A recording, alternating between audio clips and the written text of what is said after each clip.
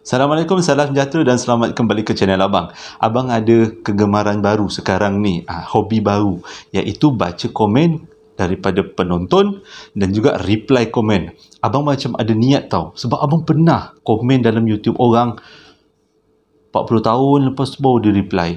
Sedih. Jadi abang ada niat setiap komen yang abang dapat, abang nak reply. Sebab abang nak tahu sebenarnya, seronok tau baca komen orang. Macam, baru kita tahu pandangan orang pada kita. Okey, itu mukadimah. Sebenarnya hari ni abang nak bercerita tentang awang kenet. Bukan, abang nak bercerita tentang orang kenet. Orang kecil yang tingginya lebih kurang 3 inci lah, 3 cm, 3 inci. Sebenarnya ada yang request tapi abang lupa siapa tu yang request. Tapi bila abang go through balik, sebenarnya banyak kes-kes tentang orang kenet ni yang ada dekat Malaysia, yang ada dekat luar negara.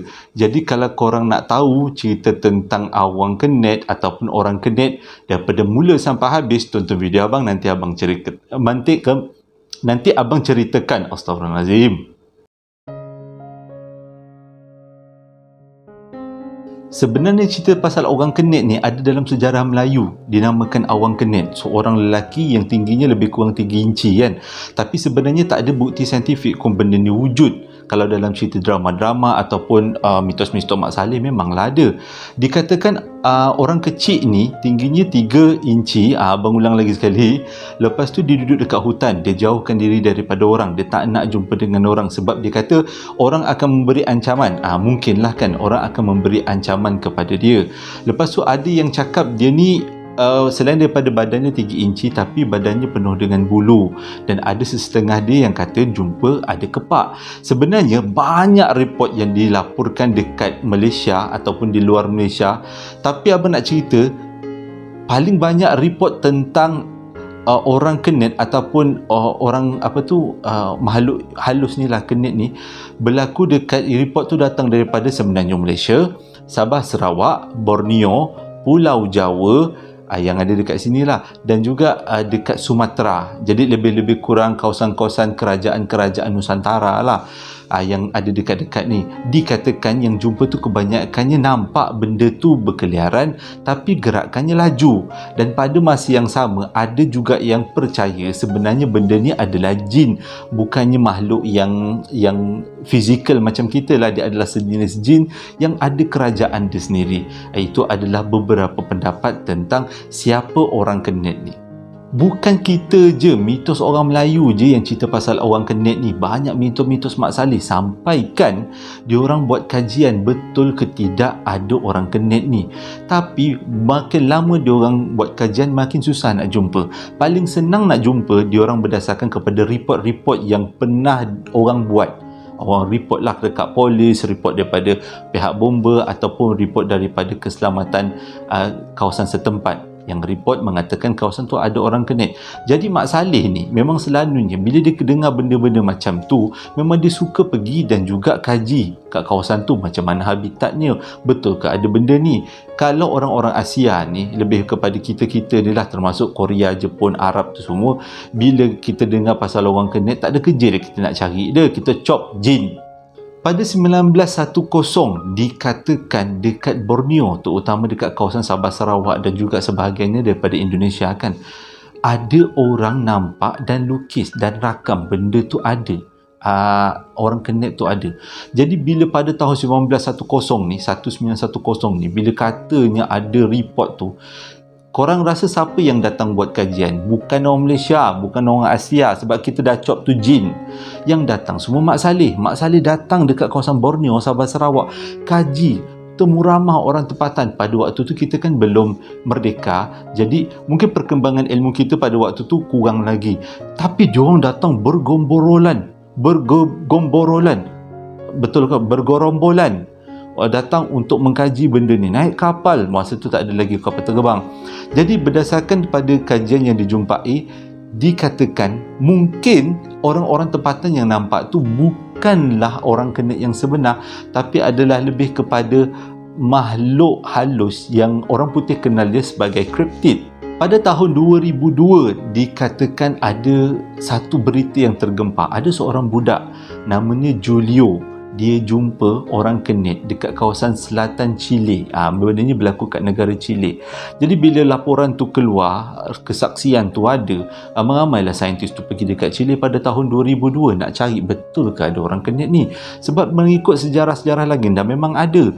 Tapi selepas disiasat lebih dalam lagi dan dibuat beberapa temu ramah, rupanya baru dia tahu budak tu memang jumpa. Tapi dia kata bentuk yang budak tu jumpa seakan-akan dengan seekor tikus yang bernama Monito di Monte. Alah, comel lah tikus tu.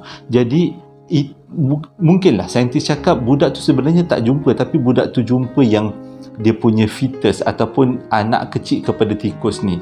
Sebab dia berlari-lari kan nampak macam orang kenit lah, sebenarnya dia anak tikus. Dan tikus tu pun sendiri kecil, anak dia lagilah kecil kan. Jadi orang tersangka itu adalah orang kenit. Dan pada tahun 2002 juga dekat selatan Chile juga berlaku. Selain daripada kat kawasan tu si Julio tadi jumpa dan saintis tu pun dah buat investigation, ada satu lagi budak jumpa juga benda alah tu, lebih kurang orang kenit. Tapi lepas disiasat, disoal siasat, diminta lukisan macam mana budak tu jumpa, rupanya yang budak tu jumpa adalah fetus tikus. Maksudnya tikus yang kecil yang keguguran, tikus kecil yang keguguran. Lepas tu menghasilkan fetus kan, ada fetus tu, yang tu nampak macam orang kenit. Jadi dua-dua kes dekat Chile tu boleh katakan kes yang mengecewakan. Tapi ada satu fakta yang korang patut tahu.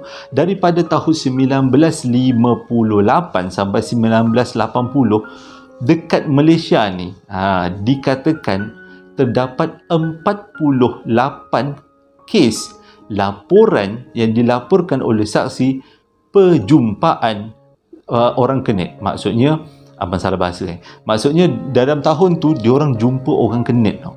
Dari tahun 1958 sampai 1980, 48 kes, 48-46 lah kes dilaporkan. Jadi dengan kata lain, orang Malaysia ni memang sangat alert dengan orang kenit tu. Tapi di antara tahun 1958 sampai tahun 1980, korang tahu tahun mana yang paling banyak orang report ada jumpa orang kenit? Iaitu tahun 1974, spesifik 1974. Paling banyak dilaporkan orang jumpa orang kenit pada tahun tu. Mungkinlah bagi abang lah, mungkin rasanya orang kenit tu ada festival kot setiap 1000 tahun ke 100 tahun. Jadi dia orang keluar pada tahun 1974 buat festival, dan tengah buat festival tu pula ramai pula yang jumpa. Bukan festival, perayaan kan. Dan mengikut apa yang dia orang catat, yang dia orang lukis, yang dia orang beritahu, dia bentuknya macam manusia, cuma dia berbulu-bulu. Abang bila cakap berbulu-bulu, abang terfikir jenglot tau. Jangan-jangan jenglot duk berlari dengan taring panjang kan. Dan dia macam cerita hantu lah. Jadi dan tangannya agak panjang, rambutnya pun panjang sama dengan bulu-bulu badan dia, dan dia jalan secara berkumpulan. Dan dikatakan sewaktu orang-orang ni jumpa, memang dia macam satu masyarakat tengah berpindah, tengah mengadakan satu perayaan. Tapi ada satu fakta yang menarik tentang perjumpaan ni. Korang nak tahu sebab apa? Apa yang menariknya? Yang menariknya ialah daripada 48-46 kes yang dilaporkan, semuanya yang jumpa adalah budak-budak. Itu menunjukkan sebenarnya orang kenit ni suka dengan budak-budak, ataupun budak-budak dia punya matanya lebih peka, ataupun cerita tipu. Tapi abang tak boleh nak cakap cerita tipu yang budak-budak tu sekarang dah besar. Dah 1974. Kalaulah ada yang menonton dekat channel abang ni yang dia pernah tengok orang kenit, yang ada masuk dalam paper tu kan, salah seorangnya, jadi bolehlah korang komen ke abang yang mengatakan memang korang jumpa orang kenit ni, tapi mungkin waktu tu kecil kan, tak ada siapa nak percaya, ataupun memang korang buat cerita ke apa. Tak apa, cerita je. Mungkin okey ya, dah lama kan kita, okey, kita kau tim je lah. Kalau tipu pun okey, tak ada masalah, nak famous. Tak adalah, janganlah macam tu. Tapi abang yakin benda tu budak tu jumpa. Budak-budak tu jumpa. Cuma budak kan, bila dia cerita, mungkin cara dia describe benda tu macam tak berapa nak tepat. Tapi dalam banyak-banyak kes kat Malaysia tentang orang jumpa orang kenit, paling famous tahun 1953, iaitu seorang perempuan namanya Makcik Latifah. Tak tahulah Makcik Latifah tu hidup lagi ke tak sekarang. Dia jumpa dekat Pulau Pinang, Bagan Jamal. Orang Pulau Pinang tolong betulkanlah Bagan Jamal ke Astaghfirullahalazim, Bagan Jermal, Bagan Jamal, macam tu nama tempatnya dekat Pulau Pinang. Ceritanya macam ni, dia tiba-tiba dia tengah buat aktiviti dekat hutan, tengah cari apa benda lah, tengah buat sesuatu lah dekat hutan tu, tengah cari sayur ke apa, tiba-tiba dia terpijak sesuatu. Bila dia angkat tapak kaki dia tengok orang kecil, dia terpijak. Dia pun macam rasa antara takut dan terkejut, dan dia punya tindakan pada waktu tu agak bagus dan drastik, iaitu dia ambilkan benda tu, dicuci, lepas tu dia tak hantar dekat balik polis, dia kebumikan elok-elok. Bagus, iman bagus akak ni, makcik ni. Dia pergi kebumikan. Lepas dia kebumikan, dia pun duk cerita kat orang yang dia pernah jumpa orang kerdil, orang kenet ni, itu tahun 1953. Tapi kalau ada keturunan ataupun susu galuh ataupun anak cucu daripada Makcik Latifah ni, bolehlah komen kat bawah. Ataupun korang-korang yang kenal Makcik Latifah ni yang duduk kat Bagan Jermal tu, bolehlah komen kat bawah. Cerita memang betul ke Makcik Latifah tu memang terjumpa benda Allah tu? Dekat Indonesia ada satu tempat tau, namanya Kepulauan Flores. Dekat Kepulauan Flores tu ada satu gua namanya Gua Langbua. Gua Langbua kalau tak silapnya. Gua Langbua ataupun Gua Liangbua. Tapi dekat situ memang orang pernah jumpa rangka manusia kerdil. Sampai sekarang kita boleh tengok rangka tu. Memang dia preserve, dia jaga rangka tu, menunjukkan orang kenet memang betul-betul wujud dekat dunia ni. Dan salah satu penempatan dia yang famous adalah dekat dekat Gua Liangbua, dekat Flores, Indonesia. Jadi mungkin sebab kawasan Indonesia, Kepulauan Flores tu sendiri memang hutannya tebal kan. Lepas tu tak ramai orang yang explore kawasan tu. Jadi memang memudahkan untuk masyarakat orang kenet tu membuat kenduri kendara kot, hidup dengan aman damai. Jadi rahsia alam ni pelik-pelik kan. Jadi terima kasih sebab dah menonton video abang daripada mula sampai habis. Ada berita sedih ni, masa abang nak merekodkan benda ni kan, tiba-tiba abang punya stand untuk kamera ni kan patah. Sedih je. Habis abang selit-selit pakai kertas supaya handset abang tak jatuh. Abang ada yang cakap, "Bang, kualiti kamera tak elok." Betul lah. Abang record YouTube ni pakai kamera 499 je. RM499. Itu je lah. Sebab bermula dengan kamera ni lah abang buat YouTube kan. Jadi, dan abang guna kamera tu sampai sekarang. Sebab satu je, memang kamera memang memainkan peranan untuk buat YouTube. Cuma abang belum ada rezeki untuk beli lagi lah kamera kan. Jadi bolehlah, yang penting kan apa yang abang sampai tersampai. Jadi terima kasih sebab dah menonton video abang tentang discovery untuk orang kenet.